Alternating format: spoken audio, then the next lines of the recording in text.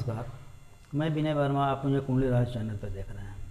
आज की इस वीडियो में हम बात कर रहे हैं गुरु चंडाल योग के बारे में। दोस्तों, गुरु चंडाल योग कुंडली में कब लगता है? दोस्तों, कुंडली में 12 भाव होते हैं। 12 भाव में कुंडली में कहीं भी गुरु के साथ राहु या केतु बैठ जाता है तो चंडाल योग लगता है। दोस्तों, नकारात्मक योगों में से यह एक बहुत ही प्रभावशाली नकारात्मक योग है। दोस्तों, अगर देखा जाए तो गुरु और राहु दोनों ही बहुत ही पावरफुल ग्रह हैं। दोस्तों, दोनों का पावर बहुत अधिक होता है। हम व्यक्ति के जीवन पे इसका बहुत गहरा प्रभाव पड़ता है और जब यह दोनों ग्रह एक साथ कुंडली के किसी भी भाव में बैठते हैं तो निश्चित रूप से मनुष्य के ज़िंदगी में, उनके व्यक्तित्व पे, उनके रहन सहन पे बहुत गहरा प्रभाव डालता है। दोस्तों, सबसे पहले हम जानते हैं कि गुरु का प्रभाव क्या होता है और राहु का प्रभाव क्या होता है। इसको पहले हम समझने का प्रयास करते हैं। दोस्तों, गुरु बृहस्पति जो होता है देवताओं का गुरु होता है। गुरु ज्ञान का सागर है। गुरु धर्म, ज्ञान, विवेक, नाम, एजुकेशन, पोस्ट दिलाता है। एक कानून का पालन करता है। ऑक्सीजन का कारक है गुरु। दोस्तों, विद्या ददाति विनयम, अर्थात गुरु की कृपा जिस पे हो जाती है वह विद्वान हो जाता है और विनम्र हो जाता है। दोस्तों, तो गुरु बहुत ही सक्रिय और सही सद्बुद्धि, सही मार्ग पर ले जाने वाला ग्रह है। जबकि ठीक विपरीत राहु को देखें दूसरी तरफ तो राहु एक राक्षस है, सर्वभानु नाम का राक्षस है, जो अमृत पीने के समय में गर्दन कटा था तो राहु और केतु 2 भाग हो गया था, धड़ और सर। दोस्तों, तो यह भी बहुत शक्तिशाली ग्रह है जो राक्षस है। राक्षस की प्रवृत्ति होती है। दोस्तों, तो यह एक जहरीली गैस है। जहाँ गुरु ऑक्सीजन का कारक है, यहाँ राहु एक जहरीली गैस का कारक है। दोस्तों, गुरु सफ़ेद है तो राहु काला है। दोस्तों, राहु काम, क्रोध, लोभ, मोह, भोग, मद्यपान तथा तामसी ऊर्जा की वृद्धि करता है। दोस्तों, इच्छाओं को बढ़ा देता है, भोग विलास में लिप्त कर देता है। दोस्तों, एकाग्रता को भंग करता है, एहसान फरामोश है, स्वार्थी बनाता है राहु। दोस्तों, झूठ बोलना, बुरी संगति, बहकावा में आना, अपने इंद्रियों पे काबू खो देना, चिड़चिड़ापन, विपरीत लिंग के साथ संबंध स्थापित करना, बुरी लतें, धन में अस्थिरता, भोग विलासिता के तरफ ले जाना। बीमारी में देखें तो शिखा के पास बाल झड़ना, लीवर का खराब होना, लीवर में कैंसर तक हो जाता है अगर 5वें अगर 11वें भाव में योग लगाता है तो। दोस्तों, अब हम ये देखेंगे कि ये दोनों गुरु का प्रभाव और राहु का प्रभाव तो हम समझे, लेकिन जब गुरु राहु के साथ होता है तो ठीक उसी तरह से जैसे एक महात्मा को किसी चंडाल के घर में बैठा दिया जाए। दोस्तों, चंडाल के घर में बैठ जाने से महात्मा अपने आप को घृणित महसूस करता है। वह अपनी मनोदशा खोने लगता है, उसको अच्छा नहीं लगता है। और क्योंकि वहाँ पे उसका घर है, चंडाल का घर है, तो उससे वह प्रभावित हो जाता है। दोस्तों, अगर इस स्थिति में देखा जाए तो व्यक्ति के ऊपर जब यह योग लगता है जिस कुंडली के भाव में, तो ऐसे व्यक्ति रिश्तेदारों में बदनाम हो जाता है। रिश्तेदारी में, रिलेशन में वह अपमानित होता है, उसका रिलेशन के साथ संबंध टूटने लगता है क्योंकि वह स्वार्थी हो जाता है, रिलेशन खराब हो जाता है, बदनामी होती है। दोस्तों, यही योग अगर महिला की कुंडली में लगता है तो महिला की शादी का, वैवाहिक जीवन को यह परेशान कर देता है, क्योंकि बृहस्पति विवाह का योग बनता है महिला के लिए। दोस्तों, जब महिला का विवाह का कारक ग्रह बृहस्पति है और बृहस्पति जब चंडाल योग लगाएगा तो निश्चित विवाह होने में देरी भी होगी, परेशानी भी होगी। शादी के बाद भी यह संबंध को मधुर बनाने में भी दिक्कत पहुंचाता है। दोस्तों, अब हम ध्यान देते हैं कि यह इसका प्रभाव कैसे पड़ता है जिंदगी में। दोस्तों, यह योग कुंडली के जिस भी भाव में बैठता है उस भाव की शुभता को खत्म कर देता है, उससे मिलने वाले लाभ को खत्म कर देता है। दोस्तों, विशेष रूप से अगर लग्न में, पंचम भाव में या नवम भाव में अर्थात मूल त्रिकोण में अगर यह चंडाल योग लगता है तो विशेष रूप से मानव की जिंदगी को तबाह करता है, क्योंकि प्रथम भाव अर्थात लग्न तो खुद का शरीर होता है। शरीर पे चंडाल योग लगना अर्थात सब कुछ विचलित कर देना, कुछ भी अच्छा नहीं होना, स्वास्थ्य से संबंधित, वाणी से संबंधित, संबंध से संबंधित सब कुछ खराब कर देता है। वहीं पे पंचम भाव जो होता है विद्या का और पुत्र का भाव होता है। तो जब विद्या के भाव में बैठेगा, पंचम भाव में बैठेगा तो विद्या को प्रभावित कर देगा। जब आप पढ़ेंगे नहीं, बुद्धिमान नहीं होंगे तो ऐसे ही आपका विचार गलत हो जाएगा। पुत्र को, आपके पुत्र को प्रभावित करता है। वहाँ पे अगर राहु बैठता है तो पुत्र को निश्चित रूप से प्रभावित करता है, मृतवत्सा योग भी लगाता है। वहीं अगर नवम भाव में, भाग भाव में बैठता है तो भाग्य को चलने नहीं देता है, बाधक बन जाता है। नवम भाव धर्म का भी भाव है जो आपको अध्यात्म से दूर ले जाता है, गलत कार्यों की तरफ आपको मोड़ देता है, सही मार्ग नहीं बनाने देता, आप सही मार्ग पे चल नहीं पाते हैं, धर्म के मार्ग से दूर हो जाते हैं, इसलिए विचार को बिल्कुल बदल देता है। दोस्तों, तो प्रथम भाव, पंचम भाव और नवम भाव पे अगर बैठता है तो विशेष रूप से मानव को प्रभावित कर देता है। दोस्तों, इस योग से हम कितना प्रभावित होते हैं इस बात पर हम विचार करते हैं। यह भी जरूरी है, क्योंकि यह योग लगने के बाद यह जरूरी नहीं है कि बिल्कुल हम परेशान ही हो जाए। कितना हद तक परेशान होंगे इसको समझने के लिए हम राहु और केतु के डिग्री को देखते हैं।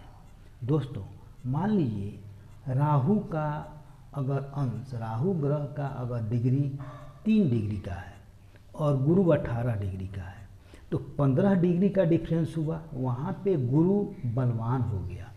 तो राहु प्रभाव तो डालेगा क्योंकि ये योग बना रहा है, लेकिन उसका प्रभाव थोड़ा कम पड़ेगा। ठीक उसी तरह से अगर विपरीत रूप से सोचिए, अगर मान लीजिए कि 18 डिग्री का राहु है और 3 डिग्री का गुरु है तो यहाँ राहु बलवान हो गया तो विशेष रूप से गहरा प्रभाव डालेगा, गुरु का चलने नहीं देगा।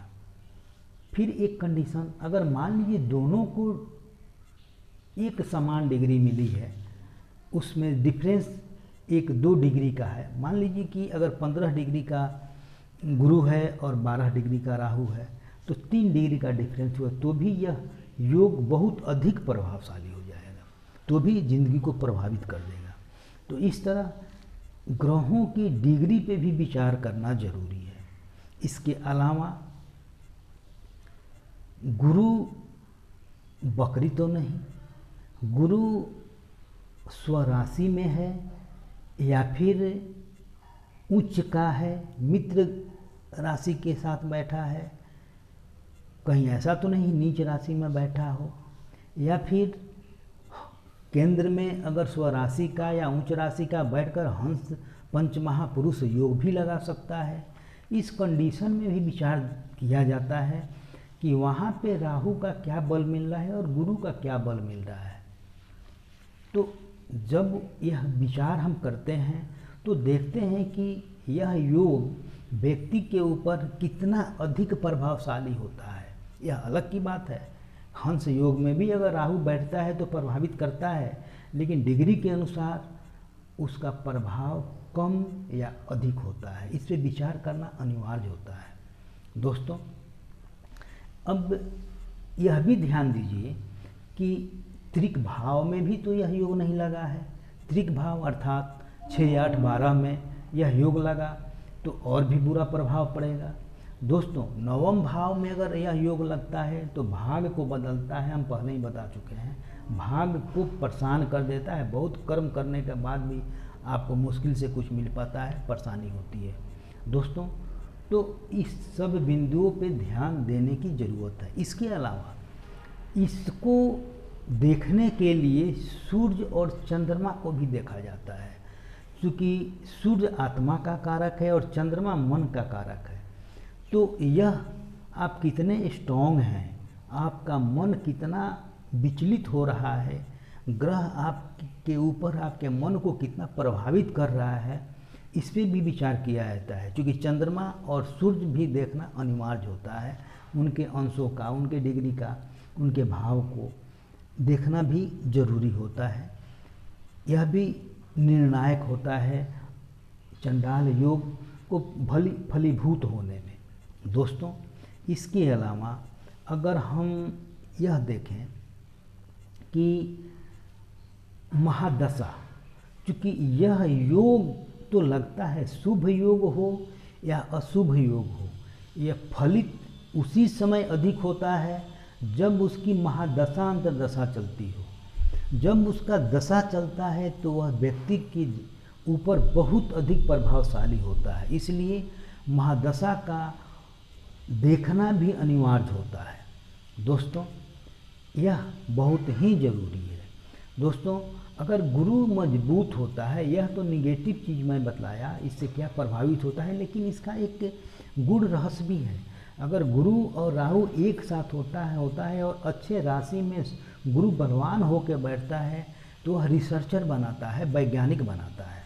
दोस्तों, इसके अलावा अगर गुरु केतु के साथ अगर होता है और अच्छे राशि के साथ अगर होता है, बली होता है, तो वहाँ पे आदमी अध्यात्म की ओर जुड़ जाता है, साधना की ओर, सिद्धि प्राप्त करने की तरफ जुड़ जाता है, वह अध्यात्म मार्ग को ढूंढ लेता है।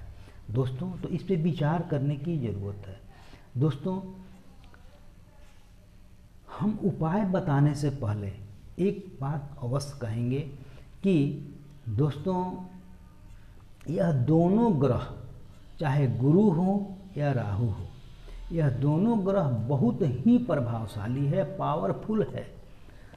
ये दोनों ग्रह हमारे ज़िंदगी को, आपके ज़िंदगी को कुछ देने के लिए पूर्ण क्षमता रखता है, जो आपके ज़िंदगी को बदल सकता है। दोस्तों, अब हमको ध्यान देने की यह ज़रूरत है कि कौन सा ग्रह हमको देने वाला है। ये कोई ज़रूरी नहीं है कि गुरु शुभ ग्रह है तो गुरु ही देगा, नहीं, राहु भी देता है तो छप्पर फाड़ के देता है।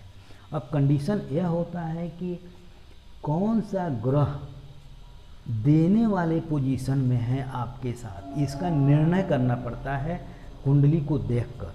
तो यह देखिए कि राहु या गुरु में से कौन सा ग्रह आपको देने वाला है। जो देने वाला है उस ग्रह का बल लीजिए, उसको बल दीजिए और उसका लाभ उठाइए। और जो ग्रह देने की कंडीशन में नहीं है, चाहे गुरु ही क्यों ना हो, चाहे राहु ही क्यों ना हो, उसका शांति कीजिए, तब आप इस योग का सही लाभ ले पाएंगे। ऐसा नहीं कि कभी कभी ऐसा भी होता है कि ये दोनों ग्रह आपको कुछ देने वाले नहीं हैं, नुकसान पहुंचाने वाले हैं, तो दोनों ग्रह को शांत कीजिए। लेकिन अगर कोई ग्रह आपको देने वाला है तो निश्चित रूप से उस ग्रह को पकड़िए, चाहे राहु हो या गुरु हो, उसको बल दीजिए, उसका लाभ लीजिए।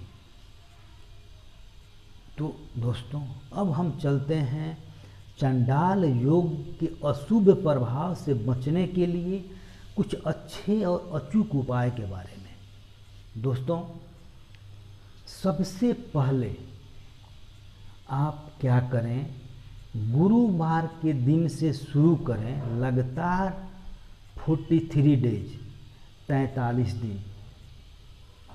दोस्तों, उस दिन से गुरुवार के दिन एक पीला नींबू लें और उस नींबू पे स्वास्तिक का चित्र बनाएं।